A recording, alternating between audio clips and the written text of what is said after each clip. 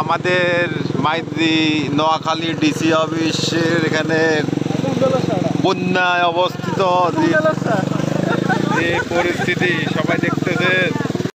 সবাই দোয়া করবেন। নোয়াখালীতে বন্যার অবস্থা খুবই ভয়াবহ, আগে কখনো এমন দেখিনি। সবাই নোয়াখালীবাসীর জন্য দোয়া করবেন।